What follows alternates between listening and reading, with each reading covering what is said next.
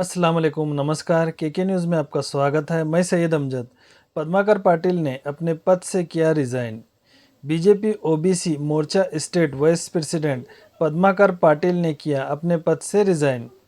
पद्माकर पाटिल ने press meet करते हुए बताया कि वो अपने पद से रिज़ाइन कर रहे हैं और कहा कि BJP state president BY Vijendra को अपना रिज़ाइनिंग लेटर भेजा है। इस प्रेस मीट में पद्माकर पाटिल ने बताया कि बीजेपी को उनके समाज का हमेशा से पूरा सपोर्ट रहा है, उसके बावजूद उनकी पार्टी में कोई कदर नहीं है और कहा कि 28 सीट में से एक भी उनके समाज को नहीं दी गई, जिसकी वजह से उन्होंने अपने पद से रिज़ाइन किया। एक सवाल का जवाब देते हुए कहा कि वो डॉक्टर दिनकर मोड़े को अपना समर्थन देंगे।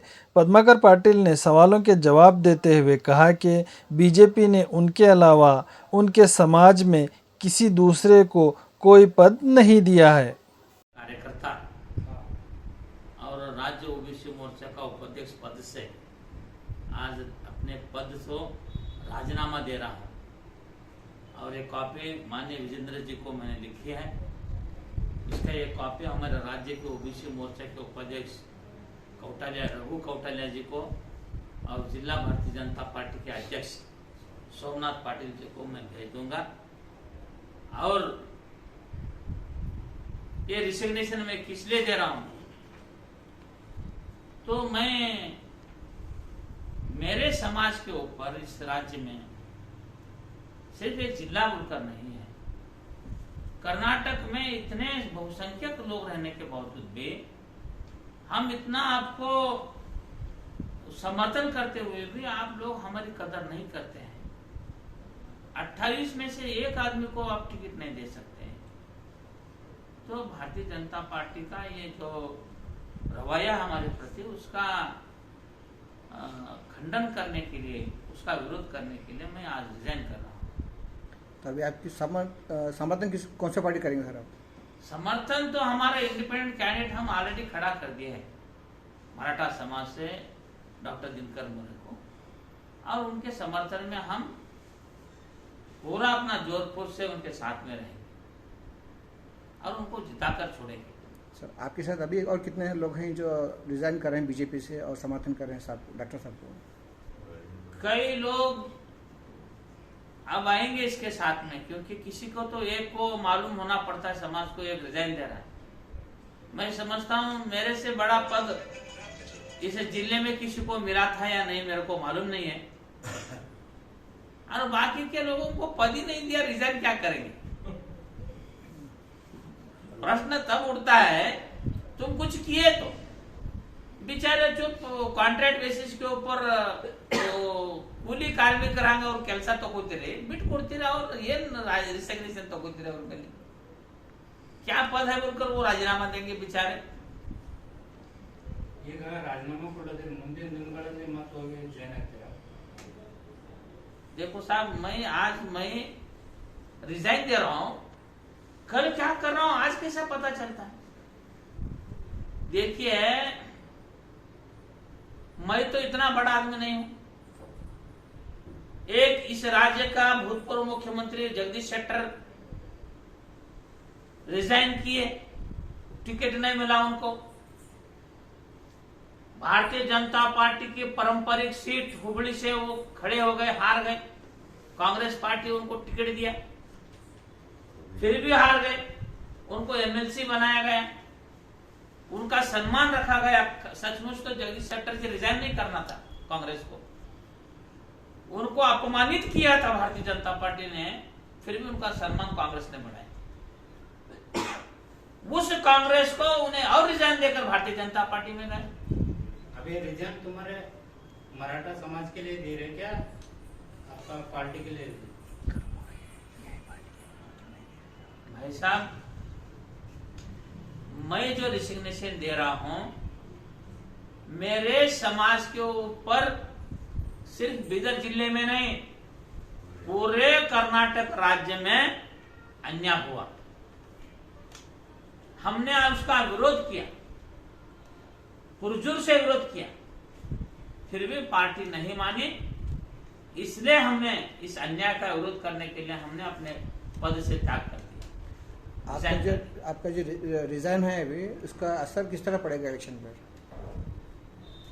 या बीजेपी इसका आने वाला वक्त ही बताएगा कि हम कुछ बचे कुचे थे, ये भारतीय जनता पार्टी किस तरह से क्या व्यवहार करेगी पता नहीं चलता।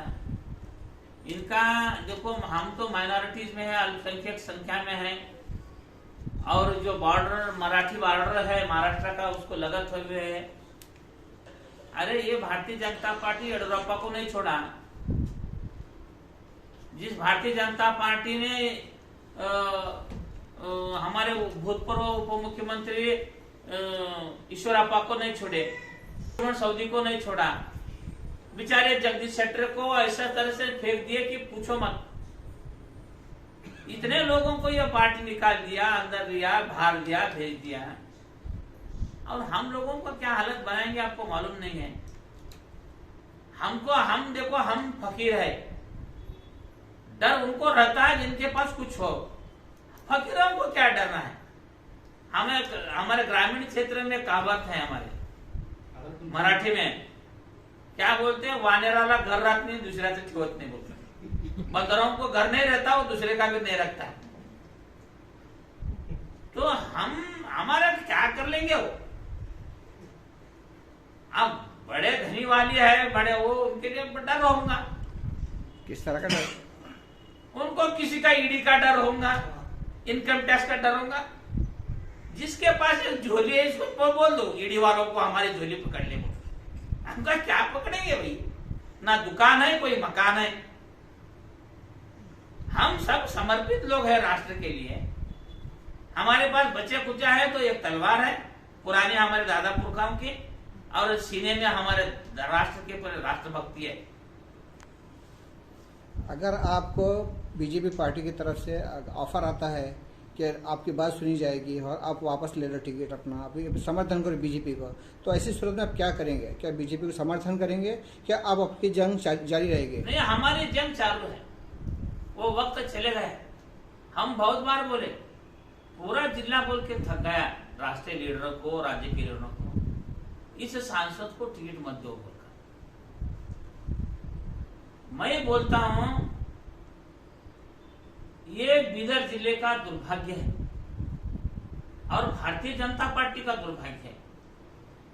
पूरा जिला 99.9% लोग जिसका विरोध करे उसको टिकट देकर फिर उनका वाहवा करने के लिए, तारीफ करने के लिए जबरदस्ती क्यों करना है? हमारे मन में नहीं है। हम दिल खोल के, प्रेम करना है तो दिल खोल के करेंगे, विरोध करना है तो दिल खोल के करेंगे। प्रभु चौहान का कहना है कि भगवान को हटाओ, बिदर बचाओ। ये जो स्टेटमेंट है आपको किस तरह से लगता है कि वो स्टेटमेंट सही है? क्या आपको क्या लगता है? वो तो सिर्फ बोले हैं, पेपर स्टेटमेंट दिए, हम कार्य में ला रहे हैं। करनी और कथनी में बहुत फर्क होता है, कहना अलग, करना अलग। प्रभु चौहान कह गए मगर हम कर रहे। हम और डॉक्टर साहब, हमारी जितनी भी टोली है, हम मस्तों का टोला, आज रंग दे बसंती चोला, आज रंग दे बसंती चोला। जिस चोले को पहन शिवाजी खेले अपनी जान पर, जिसे पहनकर झांसी की रानी मिट गई अपनी आन पे, आज उसी को पहन के निकला हम मस्तों को टोला। आज रंग दे बसंती चोला, हमारा रंग दे बसंती चोला। अभी आप आखिरी में बस बिदर डिस्ट्रिक्ट की जो जनता है उसको क्या मैसेज देना चाहेंगे? हमारा मैसेज यह है, डॉक्टर मोरे जैसे सज्जन और सरल व्यक्तित्व को देश के हित में, जिले के हित में आपको पार्लियामेंट में भेज दीजिए, उनके साथ में रहिए, उनको आशीर्वाद कीजिए। ये जो घिसे पीटे हो गए हैं उनको छोड़ दीजिए। ये नया व्यक्तित्व, नया पार्लियामेंट में डॉक्टर मोरे जी के साथ में आप लोग लगे रहे, आपका आशीर्वाद बना रहे, और देश और राष्ट्र और जिले की उन्नति में आप अपना हाथ बढ़ाइए।